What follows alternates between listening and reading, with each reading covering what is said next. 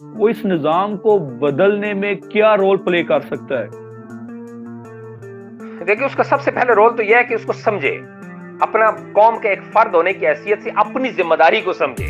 یہ لوکل چھوٹے چھوٹے مفادات آج دیکھیے نا، سارے رول رہی ہے، پوری قوم سڑکوں پہ رول رہی ہے. اسٹوڈنٹس، ڈاکٹر، انجینئرز، کسان، مزدور، نابینا افراد، نرسیں، مطلب کون سا ٹیچرز، ابھی ٹیچروں کے اوپر تشدد ہوا یہاں پر بری طریقے سے، واپڈا والے، اسٹیل مل والے، پی آئی اے والے، ریلوے والے، کوئی ایک سیگمنٹ آف سوسائٹی مجھے بتا دیں کہ جو سڑکوں کے اوپر دھرنے، ریلیاں، جلسے جلوس نہ کر رہا ہو.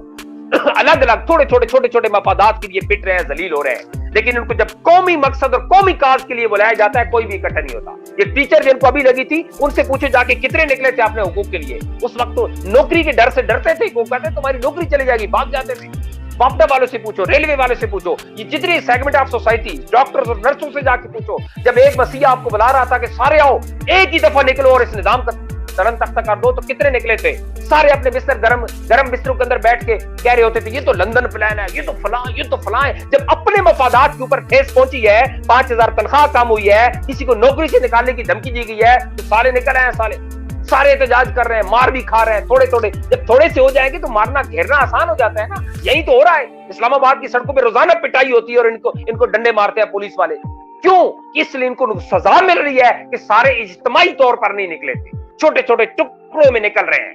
آج بھی آپ کے پاس ٹائم ہے، تمام سیگمنٹ آف سوسائٹی میں بتا رہا ہوں، اگر جب تک اکٹھے نہیں ہوگے، ملو گے نہیں اور ایک لیڈر کو پہچانو گے، اس کے پیچھے نہیں نکلو گے، چھوٹے چھوٹے ٹکڑوں کے اندر نکلتے رہو گے، تو یہی حالت ہوگی. آپ اسی طرح وہ آپ کو مار مار کے بھگاتے رہیں گے اور آپ کے حقوق کا استحصال ہوتا رہے گا اور آپ کی کوئی سننے والا نہیں ہوگا. لہٰذا اگر آپ نے اپنے حقوق حاصل کرنے ہیں، اگر آپ نے کسی بڑے کاز کے لیے لڑنے نکلا ہے، تو ایک ہی دفعہ نکلو اور اس سسٹم کو اڑا کے رکھ دو جو آپ کا دشمن ہے. تو یہ میرا میسج ہے عام عوام کو اور عام پاکستانی کو.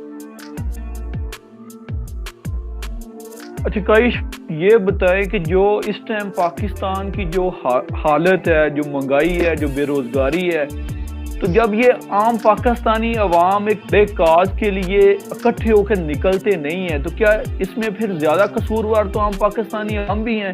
جو آج ہماری حالت ہے تو اس کے قصوروار آپ بھی ہیں، خود ہیں.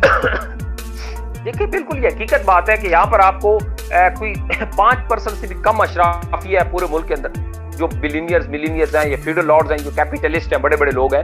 انہوں نے 22 کروڑ میں سے 5% اگر آپ نکالے تو بڑی تھوڑی سی تعداد بنتی ہے.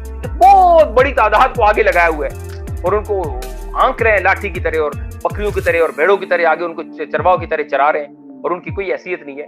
وجہ صرف یہ ہے کہ وہ بے شعور ہیں، وہ نالج نہیں ہے، علم نہیں ہے، جاہلیت ہے، اپنے اور پرائے کو پہچان ہی نہیں پاتے. کل جب ڈاکٹر طاہر القادری ان کو اسلام آباد آوازیں دے رہے تھے تو میڈیا ان کے منہ میں ڈال رہا تھا لندن پلان، کینیڈا کی نیشنلٹی، جس سے ان کا کوئی لینا دینا ہی نہیں تھا. وہ باتیں ایک عام پبلک پاکستان عام عوام بھی کر رہی تھی. کیوں؟ بے شعور، جاہلیت، اپنے مسیح کو نہیں پہچان سکتے.